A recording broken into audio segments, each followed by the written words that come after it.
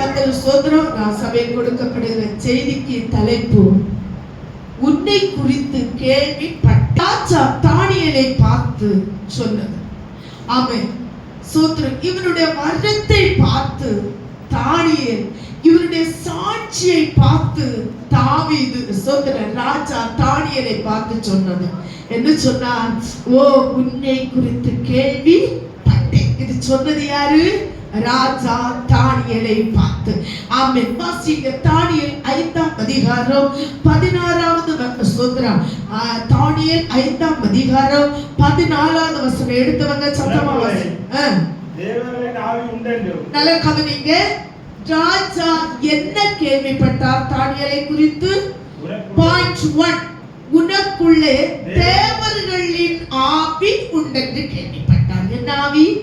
தேவனுடைய ஆவி உண்டென்று கேள்விப்பட்டார். அப்ப நீங்க நமக்கு உள்ள என்ன ஆவி இருக்குதுன்னு நீங்க ஒன்று கவனிக்கணும். 2, வெளிச்சம். 2வது உனக்குள்ள வெளிச்சம் உண்டென்று அவர் என்ன செய்தார்?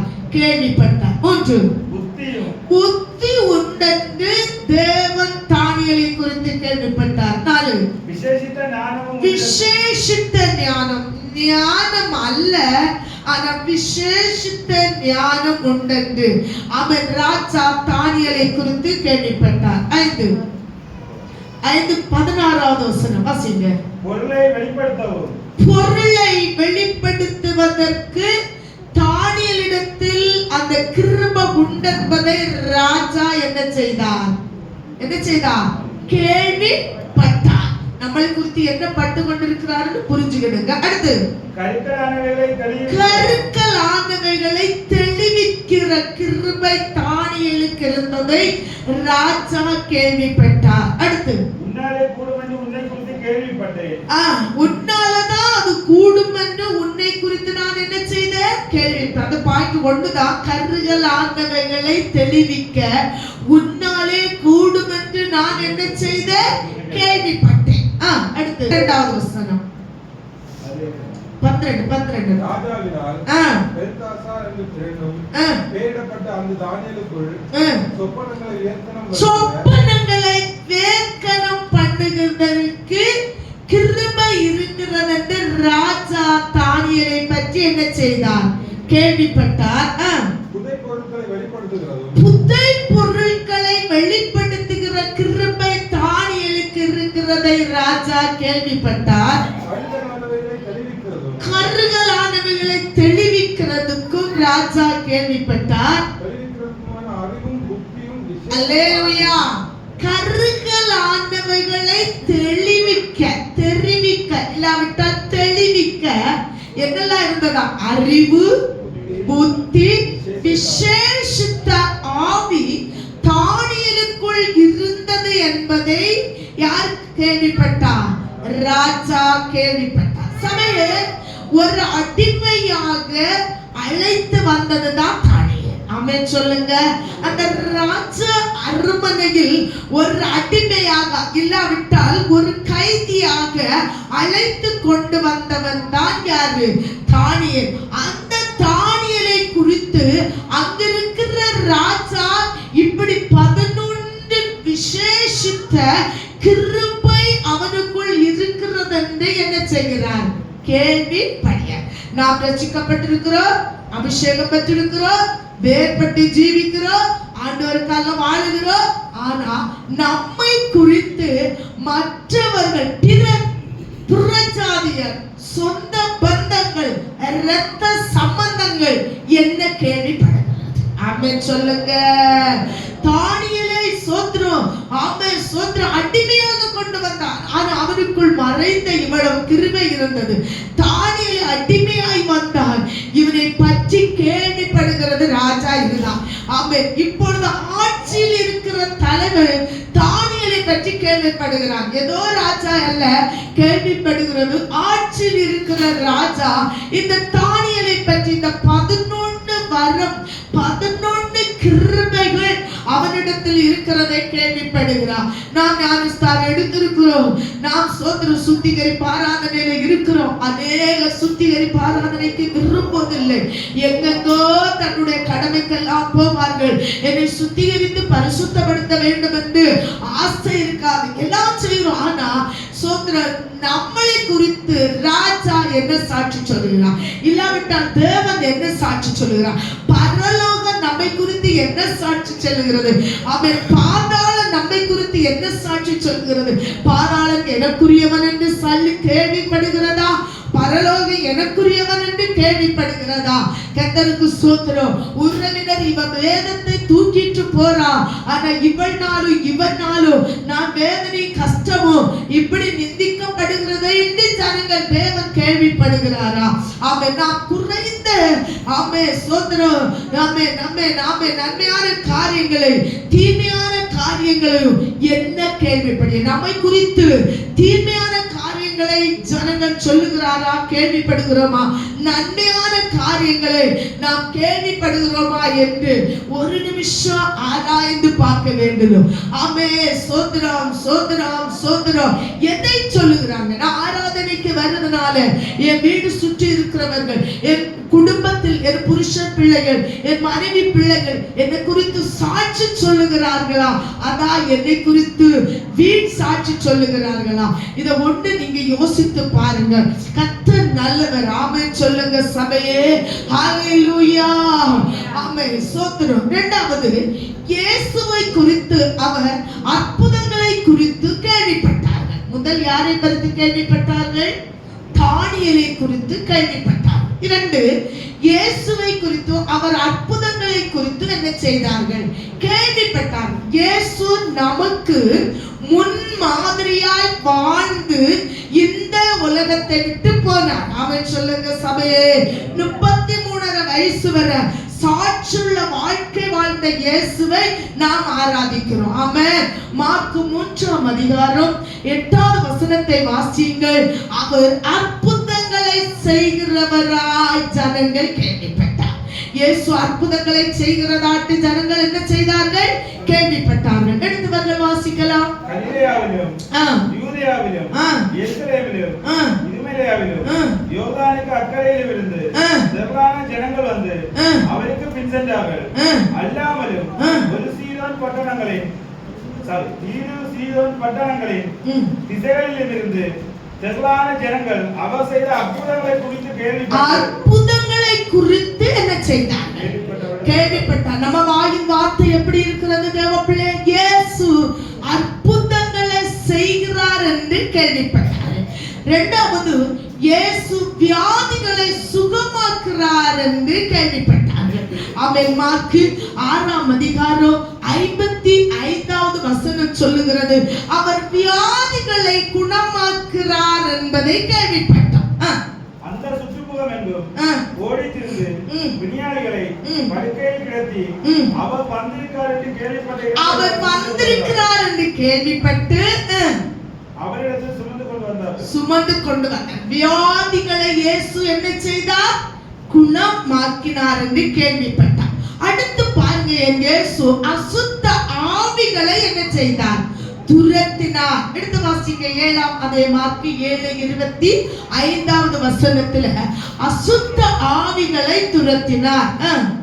அசுத்த ஆவி பிடித்த ஒரு சிறு பெண்ணின் தாயாக ஒரு ஸ்திரீ அவனை குறித்து கேள்விப்பட்டார். என்ன கேள்விப்பட்டார்?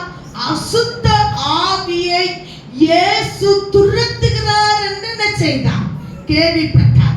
அடுத்து பாருங்க, அதிசயங்களை செய்கிறார் என்று கேள்விப்பட்டார். அப்போஸ்தலர் 8ஆம் அதிகாரம் 6வது வசனத்தை நீங்க எடுத்து வாசிக்கும் போது இயேசு அதிசயங்களை செய்கிறார் என்று கேள்விப்பட்டார். வாசிங்க. பிலிப்பு செய்த அதிசயங்களை ஜனங்கள் கேள்விப்பட்டு கண்டு அவரால் சொல்லப்பட்டவைகளை அதிசயங்களை என்ன செய்தார்கள்? கேள்விப்பட்டார்கள். கரங்களை தூக்கி அல்லேலூயா. இயேசு செய்ததை குறித்து கேள்விப்பட்டது மாத்திரமல்ல, அந்த தேசம் கீர்த்தி என்ன செய்தச்சு? பரவிட்டு. ஆமென் சபையே. இன்று நாம் நம்மை பற்றி பற்றி சாட்சி என்ன பரவுகிறது? ஒருவேளை தேவனுடைய வருகையோ மரணமோ சம்பவித்தா நம்முடைய மரணத்தின் மத்தியில் சாட்சி எப்படி வரும்? ஒண்ணு நினைத்து பாருங்க. இயேசு அற்புதங்களை செய்கிறார் என்று கேள்விப்பட்டார்கள். 2 வியாதியை குணமாக்குறார் என்று கேள்விப்பட்டார்கள். 3 அசுத்த ஆவியை துரத்துகிறார் என்று கேள்விப்பட்டார்கள். 4 அதிசயங்களை செய்கிறார் என்று கேள்விப்பட்டார். நம்மை குறித்து பிரச்சாதி என்ன கேள்விப்படுகிறது? 3 யோவான் பிள்ளைகளை குறித்து சத்தியத்தில் நடக்கிறார்கள் என்று கேள்விப்பட்டார். யோவான் பிள்ளைகளை குறித்து சத்தியத்தில் நடக்கிறார்கள் என்று கேள்விப்பட்டார்கள். 3 யோவான் 1ஆம் அதிகாரம் 4வது வசனத்தை எடுத்தவர்கள் வாசிக்கலாம்.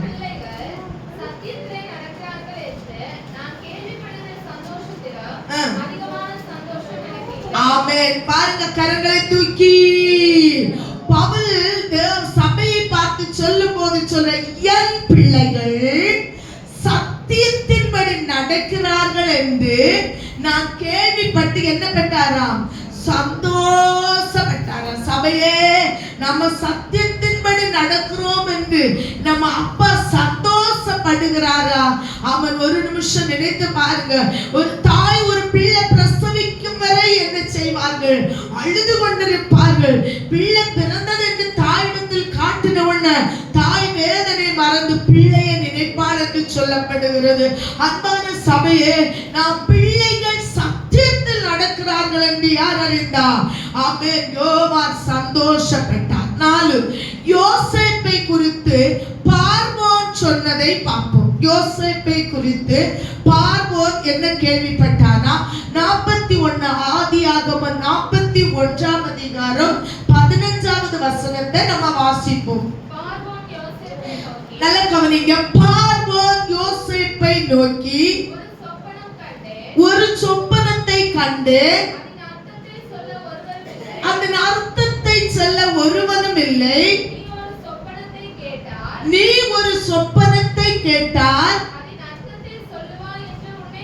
அர்த்தத்தை சொல்லுவார் என்று கேள்விப்பட்டார். இப்ப யாரை குறித்து? யோசேப்பை குறித்து யார் கேள்விப்படுகிறார்? பார்வோன். எப்படி கேள்விப்படுகிறான்? சொப்பனத்துடைய அர்த்தத்தை சொல்லுவான் என்று கேள்விப்படுகிறான். இந்த 2 கேள்விகளும் அவர்களை சிங்காசனத்துக்கு கொண்டு போயிடுச்சு. கரங்களை தூக்கி சொல்லுங்க. யாரெல்லாம் கர்த்தருக்கு ஸ்தோத்திரம், கர்த்தருக்கு ஸ்தோத்திரம். தானியேலை என்று கேள்விப்படுதலும் யோசேப்புடைய கேள்விப்பட்டதும். யோசேப்பு சொப்பனத்துக்கு அர்த்தம் சொல்லுகிறவன், தானியேலும் 12 கிருபவரங்கள் கரிபொருள்களை வெளிப்படுத்துகிறவன். இது 2யும் அவர்களை சிங்காசனத்துக்கு என்ன செஞ்சுச்சு? கொண்டு போயிட்டு. பாயிண்ட் 1, கேள்விப்பட்டதனால் அவர்கள் சிங்காசனம் போனார்கள்.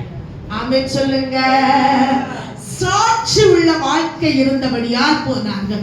தானியேல் 5ஆம் அதிகாரம் 16வது வசனத்தை எடுத்தவங்க ஸ்பீடா வாசிங்க. 5:11. நல்ல கவனிங்க. பொருளை வெளிப்படுத்தவும் 2 கருகலானவைகளை தெளிவிக்கவும். இது யார் சொன்னது? ராஜா தானியேலை பற்றி சொன்னது. இது ஒன்னால கூடும்.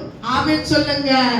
தேவனால் கூடாதது ஒன்றும் நம்ம கேள்விப்பட்டிருக்கிறோம்.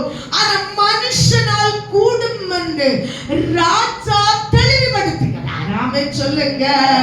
கருகலானலை வெளிப்படுத்தவும் அது உன்னாலே கூடும் என்று உன்னை குறித்து கேள்விப்பட்டு. இந்த கருகலானதையும் அதுக்கு முன்னால பொருளை வெளிப்படுத்துகிறதும் தானியேல்னாலே என்ன செய்யும்?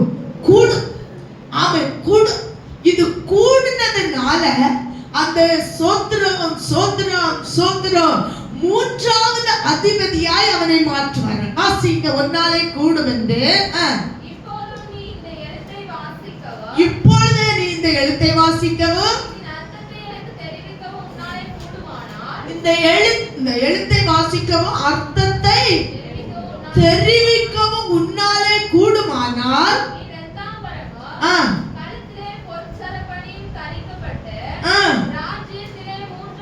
அல்லேலூயா. ராஜ்யத்தில் மூன்றாம் அதிபதியாய் நீ மாறுவாய். சபையே, சாட்சி உள்ள வாழ்க்கை தான் கர்த்தருடைய சமூகத்தில் கொண்டு போகும். நாம் சாட்சியற்ற வாழ்க்கை, பழைய வாழ்க்கை வாழ்ந்து கொண்டிருந்தோம். ஆராதனையில் ஆராதிப்பதும், வீட்டுல தவறான காரியங்களும், வெளியில மற்றவர்களோடு நாம் பழகும் போது தப்பான காரியத்தோடு நாம் பழகணும். ஆனால் நாம் மூன்றாவது அதிபதியா தேவனுடைய சிங்காசனத்துக்கு நாம் கடந்து போக முடியாது என்பதை சபை இன்றைக்கு அறிய வேண்டும். தானியேலை பார்த்து தெளிவா ராஜா சொல்லுகிறார், நீ இவைகளை சென்னாயானால் மூன்றாவது இடத்துக்கு என்ன செய்யப்படும்? ஆமென், ஆமென், ஆமென் சொல்லுங்க. ஆமென், சோதரம், சோதரம். ஆமென். மூன்றாவது அதிபதியாய் மாற்ற முடியும். யோசேப்பை பார்த்து என்ன சொல்றாங்க? ஆதியாகமம் 41ஆம் அதிகாரம் 40வது வசனம், 41வது வசனத்தை வாசிங்க. ஆதியாகமம் 41. இன்னும் பார்வோன் யோசேப்பை நோக்கி, வா, வா, எகிப்து தேசம் முழுமைக்கும் உன்னை அதிகாரியாக்குவேன் என்று சொல்லி, எகிப்து தேசம் முழுவதற்கும் உன்னை அதிகாரி ஆக்குவேன் என்று சொல்லி, பார்வோன் தன் கையில் போட்டுள்ள தன் முத்திரை மோதிரத்தை கலட்டி, பாத்தீங்களா? ஆமென். இந்த சோத்திர யோசேப்பு என்ன செஞ்சாரு? யோசேப்பு என்ன செஞ்சாரு? சொப்பனத்துக்கு அர்த்தத்தை சொன்னான். சாட்சியாய் கேள்விப்பட்டது யாரு? பார்வோன். பார்வோன் கேள்விப்பட்டான்.